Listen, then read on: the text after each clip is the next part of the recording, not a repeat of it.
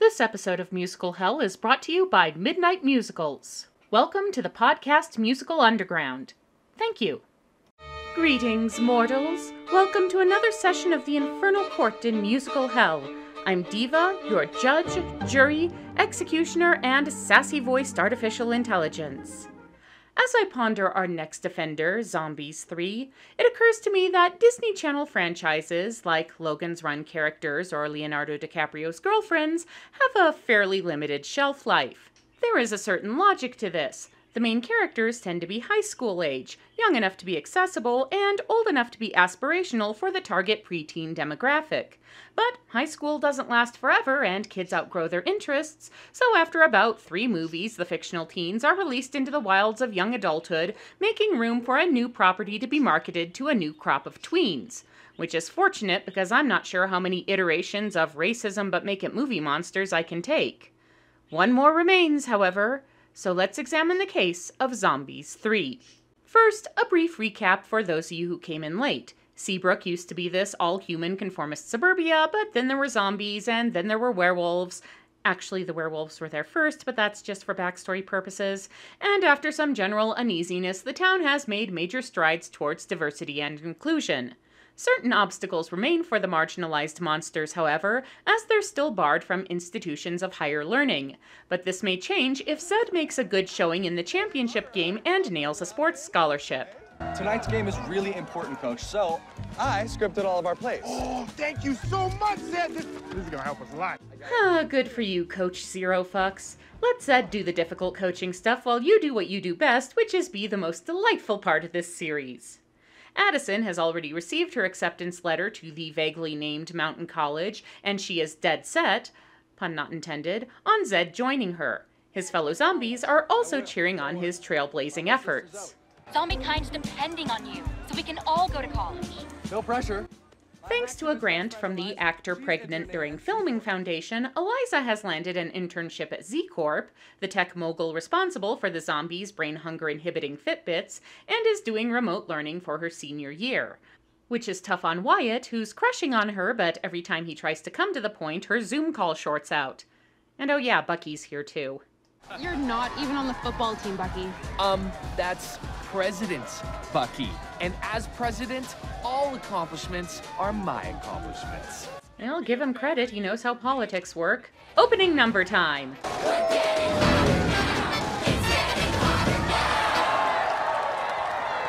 Wait, that's it? That's all you've got for an opener? If you're going to do a generic fight song, at least have a little fun with it. We're brave, and you suck. We're brave, and you suck. The Mountain College recruiters are clearly not 100% comfortable with the whole zombie thing. They're even less comfortable with the meteor showers that cause the werewolves' moonstone necklaces to go haywire, and they're downright unsettled when a giant freaking spaceship turns up. I quit! I'll never leave home again! Wait, don't go! You have to recruit me to Mountain College! Apparently nobody else can evaluate Zed's football skills ever, then? While the werewolves go and set up defenses around the Moonstone, everyone else has a musical freakout to the tune of Sin Number 2, Alien Invasion.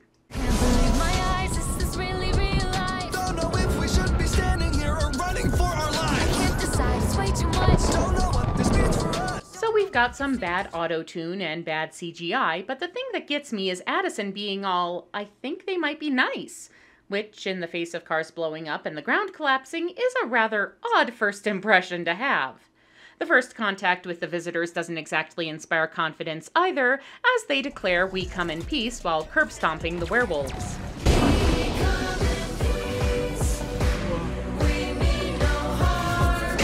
Don't run, we are your friends. The aliens, they don't have a species or planet name, they're just the aliens, have blue hair, telepathic abilities, and in keeping with the series' tradition of monster alliteration naming, are called Alan, Allie, and Aspen, respectively. The road they just cracked open was hiding one of their scout ships, which features a message from a conveniently masked alien claiming to have found Utopia, a planet that their wandering species will be able to call home. I hid the coordinates in the most precious thing in Seabrook. Not very helpful directions, but hey, if it were easy, we wouldn't have a movie. Alan realizes the destruction they inadvertently caused by their arrival has probably made the locals a bit touchy, and they can't just walk up and say, "Take us to your most precious thing so we can take it from you." And we'll have to explain our presence without telling them our mission. Why are they talking about this right in front of everybody? Can't they read each other's mind? The telepathy thing really isn't used well in this plot. Apart from the whole hive mind thing being a bit overdone as an alien trope, more on that later, it almost never comes up in situations where it would be practical or even necessary. Conveniently, a flyer for a national cheer-off being organized by Addison is blown over to the aliens, and they declare that they have come for the purpose of participating. Addison doesn't question this too closely, as pretty much everything in her life revolves around cheerleading, and she's being extremely literal about the open-to-all invitation. The other characters are a little more skeptical. They're probably here to clone me to create an unstoppable cheer force. I mean, who wouldn't want more of me? The werewolves are the most skeptical, and understandably so, what with the whole colonialism trauma and all. Zed, meanwhile, is mostly just angry that his football scholarship has literally been blown to here and goes to chew out Aspen over it. Found college. Downloading. What are they doing? Side note, Aspen, like their actor Terry Hu, is non-binary and uses they-them pronouns, and as far as queer rep and decoms go, it's a little mixed. It's an improvement over earlier efforts in that it's actually a part of the script rather than vague subtext. The character even displays clearly romantic attraction to both Zed and Willa. But at the same time, you can tell Disney is still hedging their bets with this. Aspen's identity is never actually discussed. The other characters just seem to automatically know it. And while the implication that being outside of the gender norm is something literally inhuman is probably not what the writers intended, it's still kind of there. Still, baby steps in the right direction. Aspen's quick review of the college admissions standards on their Google Glass enables them to inform Zed that there's a scholarship available for exceptional students, and since zombies aren't forbidden from applying for it, he can airbud his way in there. This thrills Zed and Bonzo, much to Aspen's bemusement, as their species keeps emotions repressed out of respect for their fellow telepaths. The suppression is pretty easy to toggle off, though, so they spend most of the movie going all data with an emotion chip. Excited! That's an emotion. It feels so exciting. Cop Dad realizes he can't detain the aliens indefinitely. He'll never get into Customs and Border Patrol with that attitude. And so they're released into the Seabrook High student body as they're seen off on their first day by the mothership. Alan, did you remember your midday rations? Yes, mothership. Allie, did you remember your thermal overgarment? Yes, mothership. Which takes the name Mothership quite literally, and is voiced by RuPaul. I suppose there are worse voices to nag you. Addison is pretty thrilled with the new arrivals, but Zed is still pretty sore about his neighborhood and football scholarship hopes being zapped to oblivion. But this little disagreement won't stand in the way of their "We're absolutely positively in love and refuse to admit our doubts even to ourselves" song. Yeah, we're old enough to know we're in love, that's no lie. But we're 17. Joss Whedon did it better. And I'm not willing to admit that a lot about Joss Whedon these days. Willa also tries to voice her concerns, which, since Allie is going around zapping everyone with a kind of mind probe/neuralizer, seem increasingly legitimate, but doesn't get very far, especially with Bucky playing Strawman. Which is why we need to protect what's ours. The Seabrook Cup, my legacy, me, in general. I'm not sure if his routine is wearing thin or if it's just become exaggerated over the course of the franchise, but Bucky is really unendurable in this. Much like Chad in the Descendants series, he's been downgraded from semi-credible antagonist to randomly evil idiot. Eliza has upgraded her video chat to include a remote control robot, and she's eager to help Zed with his scholarship application, which is good because it's due, today. Despite everything about him suggesting a straight C's type of guy, Zed is doing pretty good academically and is actually ranked 3rd in the class. For a hot second. What? I'm 9th now? No, that's wrong. It turns out the aliens' superior knowledge and zero-gravity abilities and vaguely defined telepathy mean they're spoiling Zed's scholarship chances and outdoing his sports records and generally being better at everything.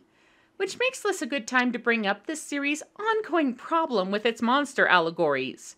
Just as the zombies are stand-ins for Black Americans and the werewolves represent indigenous peoples, the aliens are coded as immigrants, refugees from a devastated home seeking a new and brighter future, being met with distrust and accusations that they have come under false pretenses and intend to take things that don't belong to them, which is totally not fair because they just came under false pretenses and intend to take something that doesn't belong to them. Yeah. The stock alien tropes in play aren't helping either. Have you ever wondered why so many alien races in fiction are intellectually and technologically superior, but emotionally stunted and devoid of individualism? It has a lot to do with the sci-fi movie boom of the 1950s. Science fiction as a whole tends to be a means of exploring the trends and fears of the current times, and back then that meant the Red Scare. Aliens in movies became metaphors for America's worst fears about communism, creatures with no concept of individual identity, expression, or even thought, threatening to overpower humanity through superior military strength or, more insidiously, by infiltrating society and undermining it from within. It's really hard to sell your characters as contributors to the glorious melting pot of diversity when you're drawing on ideas rooted in xenophobic paranoia. If you're not laughing at them for being fascinated by a pencil sharpener. Oh, the utensil is functional again! It's this goofy naivete about seemingly simple concepts that enables the average viewer to feel superior to things like highly advanced aliens, near-human artificial intelligence, and neurodivergence. Zed has had it with the aliens getting in the way of his college ambitions, and he storms over and tells them they should go back where they came from. Because it was destroyed. We don't have a home. Good job, Zed. You made the token non-binary character cry.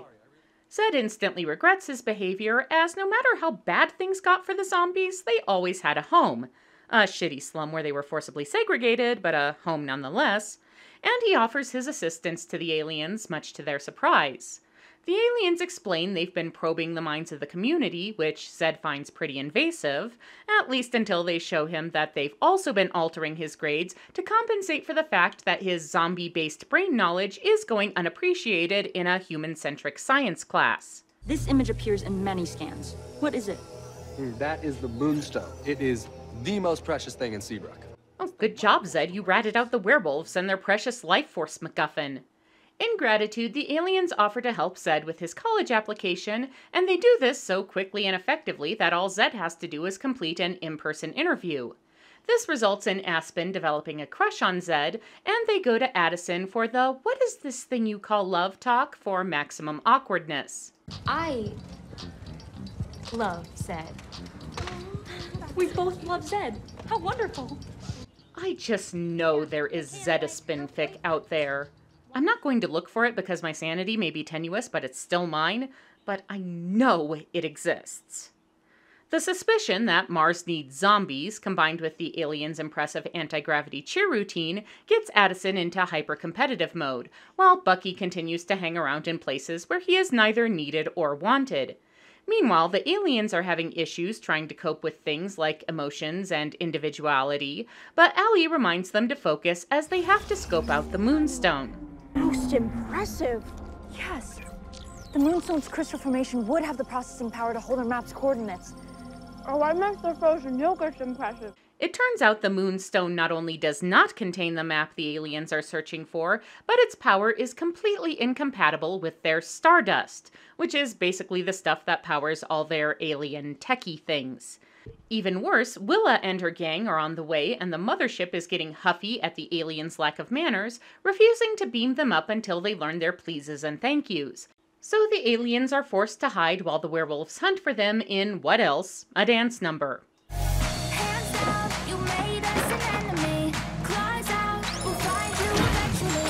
Here's a case where neither group's supernatural abilities are utilized well at all. The aliens have superior tech, but the best they can do is cower just out of sight, and the werewolves have advanced senses, but all they can do is fail spot checks and get easily distracted. Finally, Allie remembers the magic word, and the aliens are beamed up, and Addison gets caught up in the teleport as well. There it is, folks, the running gag. Let's give it a big hand. Zed is on board because he was helping Aspen learn about Seabrook, even though Aspen was just down on the planet's surface seconds ago, and Addison explains the whole crush thing. Not that it matters, as Aspen has decided to break off their non-existent relationship with Zed and end that particular subplot. Having decided Addison and Zed are trustworthy, the aliens confide the real reasons behind their coming to Earth. Our planet was destroyed by environmental blight built up over many years. What? Over years? Didn't anyone try to stop it? No. And we lost everything. So, just out of curiosity, how did you manage to escape your homeworld once your unchecked carelessness rendered life unsustainable? Asking for a friend planet. Since the Moonstone was a bust, the aliens are scanning the scout ship file for more information, but they have trouble decrypting it until Zed performs a bit of percussive maintenance. Hey, it works for the Doctor. The file doesn't contain much more information about the map to Utopia, but features a lot of the alien scout's backstory. But with no ship to take me home, I was forced to hide my true identity. I know how that feels. Yes, Addison. Being stranded on an unfamiliar world where discovery could result in any combination of imprisonment, interrogation, torture, or dissection is totally the same as you having white hair. Anyway, the scout was rescued and nursed back to health by a young man named Eli, a name which catches Addison's attention, and she enrolled in high school, discovered a passion for cheerleading, and created the Seabrook Cup as an award for the best cheer team, but eventually lost her stardust power, which turned her blue hair white. You probably figured out where this was going at least 3 sentences ago. Eli and I fell in love and married, and we named our firstborn Amashanta, but we always called her Missy. That's my mom's name. No shit, Sherlock. Yes, the alien scout is none other than Addison's grandmother, Angie, thus explaining Addison's white hair and getting caught up in the ship's auto-transport, and also the fact that her name begins with A. At this point, I'm expecting Bucky and Bree to turn out to be Banshees or Babadooks or something. Alas, being only 1/4 alien means that Addison can't quite tap into their tech, so she still feels like an outcast. Because it wouldn't be a zombies movie if Addison wasn't having an identity crisis. The aliens won't accept me? I may be part alien, but I'm still totally alone. While Zed assures Addison that she's the most specialist of all because she solved racism in her community all by her lonesome, Allie realizes the Seabrook Cup contains materials from their home planet and might be the most precious thing they're looking for. This means they absolutely must win the cheer-off because there's literally no other way for them to get the silly thing, and between this and Zed apparently being the only one who can break down the undead barrier for college despite the fact that Eliza exists, this plot has gone past stretching disbelief to breaking it over its knee, tossing it in an oubliette, and leaving it for dead. Speaking of Zed's college chances, the day of his interview arrives, and Eliza has organized the whole town to cheer him on and sing his praises. And dance them, too. What did you do to deserve all of this? I have no idea. I don't either, honestly. The interviewer, Mrs. Crabtree, is not impressed with zombie hospitality and is more than a little concerned about the whole brain-eating thing. But Zed assures her that his monstrous tendencies are completely under control in a way that absolutely won't backfire on him in, say, 30 seconds? You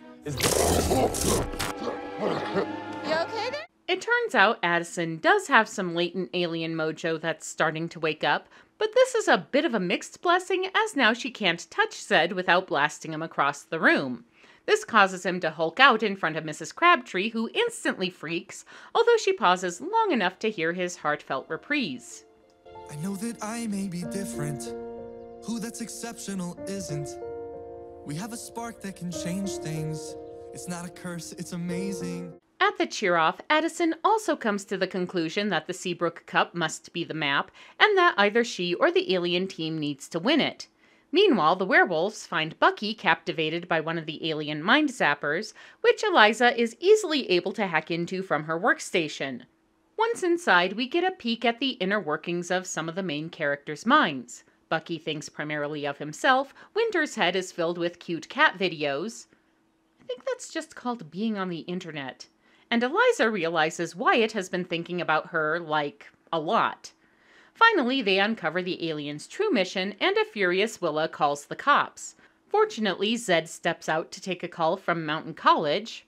Of course he got accepted. And he does the aliens a solid by warning them before they can go out on stage and expose themselves. So now their hopes rest entirely on Addison and her most specialness. My head's been spinning around in circles, just trying to figure out who I am. But not before we get sin number 7, I'm Finally Me, which once again demonstrates that everything the franchise has to say about marginalized groups struggling for acceptance takes backseat to the personal trials of its white girl protagonist. I'm sure there's a way you could spin Addison's story into a metaphor for people with blended racial or cultural backgrounds finding their identity in the midst of disparate and occasionally conflicting influences, but Addison has known she was part alien for less than 24 hours, so that doesn't exactly resonate. Aided by Addison's burgeoning alien abilities, the mighty shrimp wow the crowd and take the cup, but there's 20 minutes left, so you know there will be complications. The first comes as Willa comes out on stage and denounces the aliens as liars, while Aspen decides they'd gladly allow Willa to step on them. Why is Addison helping those thieves? She's a traitor! You'd think having Bucky siding with her would cause Willa to rethink things, but there are people who will gladly pal around with Nazis if they can hate on trans people together, so... The aliens try to beam up, but the werewolves use their moonstone power to disable the mothership. That is a thing werewolves can do, I guess. And it looks like we're heading for a big monster throwdown, but no, that would be interesting. I am... an alien!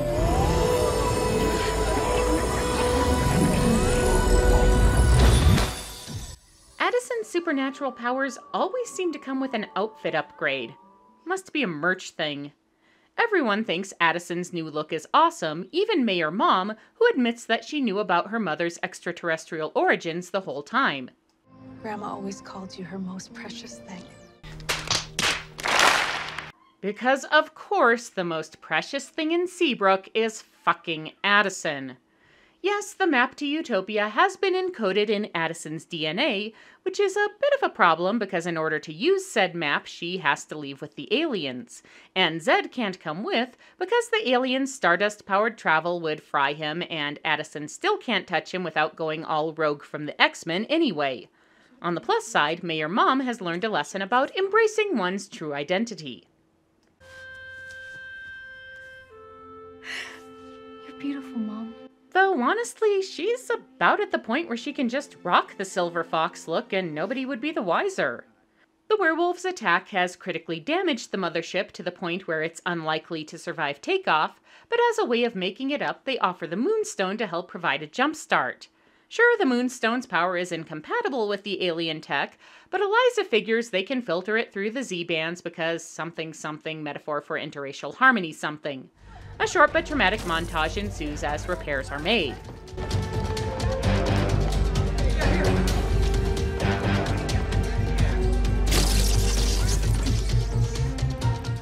Of course, Addison is needed to make the whole thing work, but even her most specialness isn't enough to handle the massive power surge, so Zed guardians of the galaxies in a little specialness of his own to complete the circuit. A side effect is that Addison can now touch Zed without zapping him, so they get to have a tender farewell before he gets beamed down to lead a slow reprise of the franchise's love theme. Oh, tell me more, boy. Sounds like a fantasy. What could be so wrong with a girl and a zombie? If the movie ended here, it would have been the best thing to happen to this series. It's a genuinely moving moment. But as we all know, DCOMs don't do bittersweet endings. While the Earthlings get ready for graduation, the aliens get to work on decoding the map, and Aspen asks a very reasonable question. Why didn't your grandmother just tell us that you were the map? Why make our search so difficult? Maybe she thought there was something to learn by staying in Seabrook for a while. I believe that's known as the Dumbledore justification. The lesson, as demonstrated through clips which are supposed to be Addison's memories, even though many of them are not from her perspective, is that conflict is sometimes necessary for growth, especially in the face of injustice. And Addison figures out where exactly the map is leading to. The most perfectly imperfect place there is. It was Earth all along. Okay, Grandma Angie sending her people on a scavenger hunt to teach them about the necessity of struggle and the dangers of passivity, I kind of get. It's roundabout, but sometimes an object lesson is necessary to get a point across. But why, in the name of everything unholy, must their search result in cryptic coordinates rather than a message saying, "Congratulations, you found Utopia, and it's right here"? It's not a fucking escape room. You don't need to overcomplicate things. Especially since you're coming to a planet with at least 3 other intelligent species who may or may not be universally welcoming. And if your people are fleeing the effects of environmental destruction allowed to run rampant despite increasingly inescapable warning signs, is the planet Earth in the year of our opposition 2022 really the place you want to settle? So it's all over except the wrap-up. Happy graduates and lovers all around, hints of vampires and merpeople for potential spin-off materials, dance party ending, and the final shot is of Bucky stealing the mothership and setting out to introduce cheer to the farthest reaches of the galaxy, which is the happiest ending I can think of. I'm going to space, Mama!